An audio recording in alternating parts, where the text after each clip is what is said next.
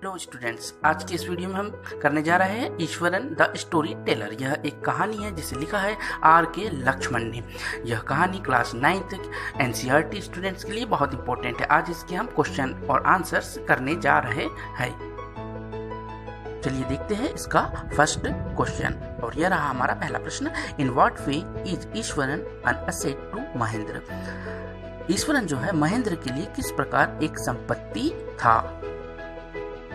Eswaran was Mahendra's servant. Ishwaran जो था महेंद्र का सर्वेंट था। And devoted to him, he lived with him, helped him, he cooked food, washed his clothes and entertained him with nice stories.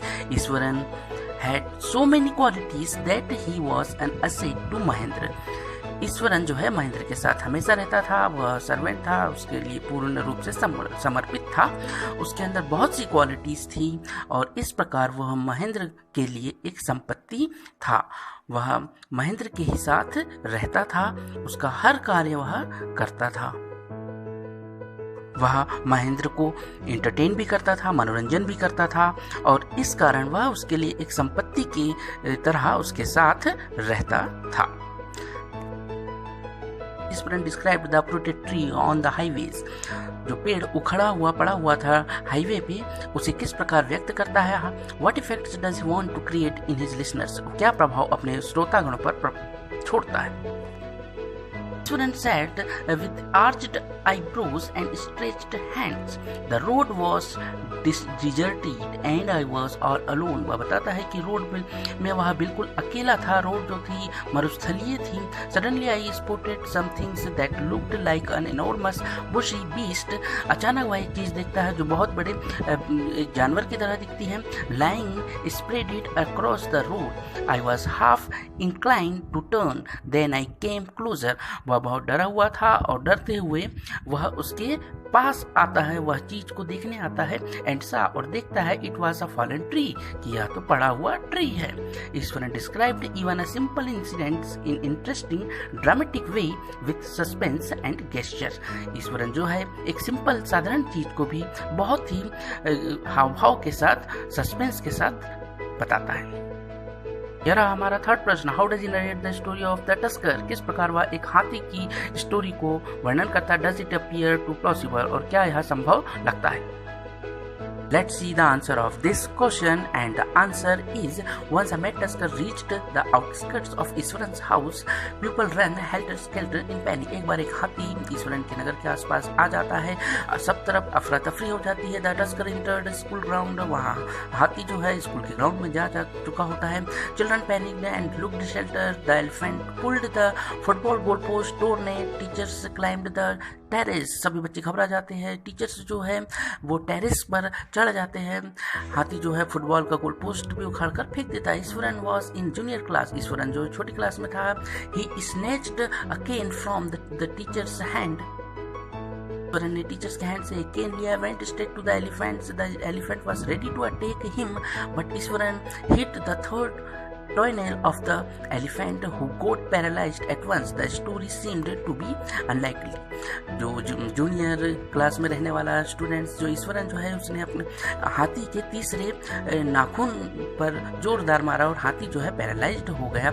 इस प्रकार यह story एक unlikely दिखती है। Now the next question is, why does the author's Ishwaran seemed to more than make up for the absence of TV in Mahendra's living quarters. यहाँ पर लेखक ऐसा क्यों कहता है कि ईश्वरन जो है महेंद्र की टीवी की पूर्ति भलीभांति कर देता है? The answer is, TV provides information and entertain people. TV जो है इंफॉर्मेशन, जानकारियाँ और मनोरंजन करती है लोगों का। Eswaran had the wonderful art of narrating stories. तो ईश्वरन के पास भी एक बहुत ही आश्चर्यजनक कला थी स्टोरी को बताने के लिए। Every night after dinner Ishwaran used to narrate an interesting event. हर रात डिनर के बाद ईश्वरन जो है एक स्टोरी का वर्णन करता था, इंटरेस्टिंग स्टोरी का वर्णन करता था और स्टोरी टू महेंद्र, और वो भी महेंद्र को।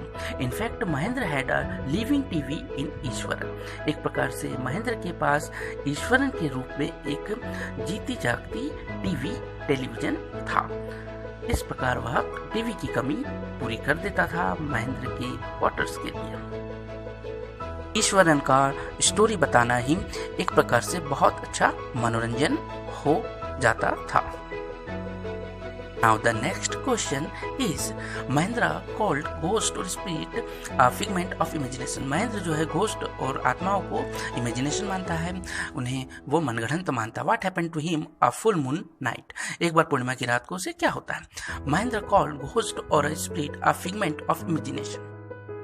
जो है इसे काल्पनिक मानता है, भूत प्रेत को वह नहीं मानता है। A product of weak mind और अपसेट टमी, वह एक मंद बुद्धि उपज मानता है भूत प्रेतों की कहानियों को। He told Ishwaran that there was no such things as ghost. वह ईश्वरन से भी कहता है कि घोस्ट प्रकार की कोई चीज नहीं होती। वन फुल मून नाइट, एक बार पूर्णिमा की रात को, he was woken from his sleep, वह अपनी नींद से जागता है। ही हियर्ड अ लो मोन क्लोज टू हिज विंडो, वह कराहने की आवाज अपनी विंडो से सुनता है।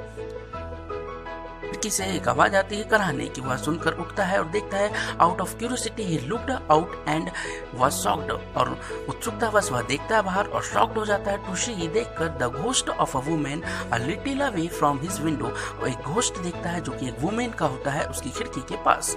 ही वॉज फ्राइटेंड, वह बहुत ही भयभीत हो जाता है। ही वॉज पेंटिंग हैविली, और बहुत ज्यादा हाँपने लग जाता है, बहुत ज्यादा भयभीत होकर वह डर जाता है। The next question is, can you think of another ending of the story?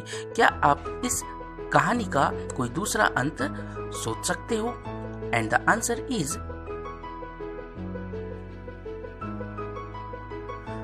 the other end of the story could as other end, दूसरे जो अंत है वो इस प्रकार हो सकता है। Mahendra heard a low moan close to the window, Mahendra ने विंडो से खिड़की के पास से एक कराहती हुई आवाज सुना। ही सा समवन देयर, उसने देखा वहाँ कोई है। ही आस्क्ड, वह पूछता है। हु आर यू, तुम कौन हो। The ghost did not speak, उस घोस्ट ने, उस भूत ने कुछ नहीं कहा, बट मोन्ड, और कराहता रहा। कराहने की आवाज उस भूत के पास से आती रही। Mahendra run towards the ghost, Mahendra जो है उस भूत की तरफ जाता है। एंड सा इट वॉज ईश्वरन, और देखता है कि यह तो ईश्वरन है, मतलब ईश्वरन ही उसे डराना चाहता है। इस प्रकार हम इसका अलग अंत सोच सकते हैं। इससे महेंद्र जो है उसका डर भी निकल जाए और वो जो मानता है कि वह मनगढ़ंत कहानी है भूत प्रेतों की, वह सही हो सके। इस प्रकार हम देखते हैं आर के लक्ष्मण की यह कहानी। ईश्वरन जो है बहुत ही अच्छा स्टोरी टेलर है, कहानी वक्ता है, जो अपने मालिक महेंद्र को बहुत अच्छी तरीके से इंटरटेन करता है। आगे फिर हम कोई नई कहानी के साथ प्रस्तुत होंगे। Thanks for watching.